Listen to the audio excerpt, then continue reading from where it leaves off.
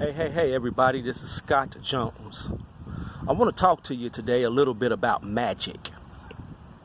Now, you can go on the internet and research the history of magic, the origin of the word, how it comes from magi, and there's all types of magic, black magic, white magic, and all that. But the very core principles of magic is this. We have what is best be described as the world of the invisible. Things that you can't see with your eyes or perceive with your other senses, yet nevertheless is very real. This invisible world is occupied by angels, demons, elementals, like salamanders, sliffs, creatures of air, undine, creatures of water, and gnomes, creatures of earth, and fairies, and all other types of elementals and entities. Then we have the visible world. That's the world that me and you are in right now. The physical world, what you can touch, taste, and smell, and perceive with your senses. What's solid or seems to be solid.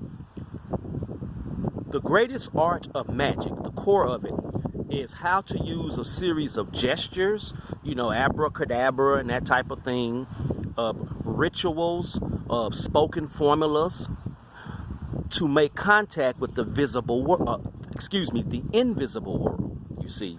Basically, it is this, using the forces and laws of the invisible world to have effect in the visible world, you understand? That's why people always look at magic as fairy tale stuff. That stuff don't exist. That stuff has no influence in the real world. And they're right. The invisible world, left alone, will stay to itself. But whenever man, and man is the key here, man being the physical male and the woman, the human being, whenever the human being uses the correct symbols and gestures to move the invisible world, it can, the invisible world, have its effects here in the physical world, the world we can see. And there are systems of magic. Some people practice what you call, of course, witchcraft, which is a general term that's thrown on all types of occult magic, not very accurately. At its most accurate, witchcraft is the art of making contact with what is called the god and goddess of Wicca through the celebration of what they call Sabbats, the lighting of candles, the forming of magical circles to raise up power from the underworld, and through that make contact with malevolent fairies to do the bidding of the witch who has made contact with the goddess and God, because witchcraft has a goddess and God from which it derives its powers. I'll put it like that. I don't want to get too deep into that because it can be dangerous, and it's a topic I can talk to you about later on. Then you have what they call sacred magic. And sacred magic is like you would see the priest of the Catholic Church do, when through a series of gestures and spoken formulas, using usually scriptures from the Bible, in the celebration of the Eucharist, one makes oneself united with Jesus Christ through the drinking of the wine and the bread. For sacred magic is deep in the Greek Orthodox and the Catholic Church. And even in the Baptist Church, you have rituals. And these are rituals and words spoken that are designed to connect your will with the will of God. And through the unity of your two wills, a miracle of healing or redemption or exorcism is accomplished. And that's a system of magic. And then you have voodoo, where the voodoo priest, Ho'ungan, or the voodoo priestess, the Mambo, or the voodoo sorcerer, the Bokor, through a series of gestures and rituals, makes contact with the invisible entities known as the Loas, who exist in the underworld, and who do the bidding of the voodoo priest and the members of the voodoo church or whatever. And so there's systems of magic, but the one common denominator amongst them all is the human being, through the exercising of certain rituals and the pronunciation of certain formulas, makes contact with the invisible world so as to accomplish a goal in the visible one. If you keep that in mind, then from there you can sort of go into all these systems and understand what they're about. It gets back to the intention of the magician. You understand? And often that's what makes it black or white magic.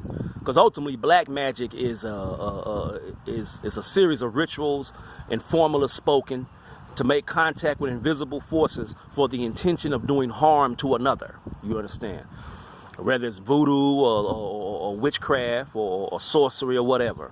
It's more the intention and who you're trying to make contact with and what you're trying to do that makes it what we call white or black magic.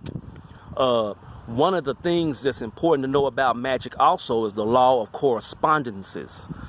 And it's simply this. For everything in this physical world, there is a corresponding thing in the invisible world. And everything in the invisible world has a corresponding object or person, place, or thing in the physical world.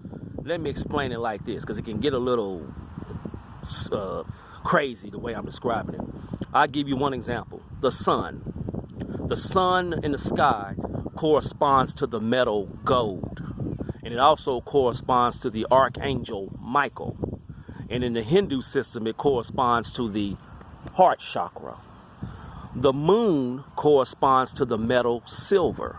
And it corresponds to the archangel Gabriel. And it corresponds to what is known as the third eye, which is the Ajna chakra.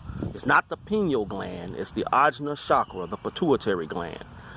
The metal, and you don't really know this metal because it's not commonly spoken of, electrum, E-L-E-C-T-R-U-M, corresponds to the planet Mercury and the archangel Raphael, and it corresponds to the seventh crown chakra and also to the organs of the lungs. And the metal copper corresponds to Venus, the archangel Anael, and it corresponds to the throat chakra in the Hindu system. So, and I can go on, and I'm going to get into correspondences, but I'm just trying to give you an example. So if one wanted to make contact with the forces of the sun and the archangel Michael, they would use something that was colored gold or the metal gold. And they would speak a series of formulas and a series of rituals that would connect to that particular angel. And that's what magic is about. It's about finding something in the physical world to connect to the invisible world. A series of correspondences, if you will. And that's why in witchcraft they have their herbs and their potions. These things make contact with the entities on the other side. And so I'll get deeper into this. And there are symbols, fundamental symbols, that can focus your personality. For instance, the pentagram. A lot of people think the pentagram is just a symbol of devil worship, and that's not true. The pentagram, in reality, is a symbol that is used to focus all of the forces of your personality. And if that personality is good, so be it. If it is evil, it's a bad thing. Often you'll find it's a mixture of good and evil, you know. But one thing that it does, it focuses our personality. And so that if we are centered, then we are able to face any other entity or magical force. Because if you're not centered yourself and you're facing these magical forces, then it can go badly for you. So those are just some thoughts on magic, and we'll get deeper into it. Well, I'll be talking to you soon, and in the further entries of this video diary, if you will, we'll get into ceremonial magic, and you'll find that there are diverse forms of that, but I'll make it easy and I'll stick to the core principles. Well, this is Scott Jones with some thoughts on magic. Peace.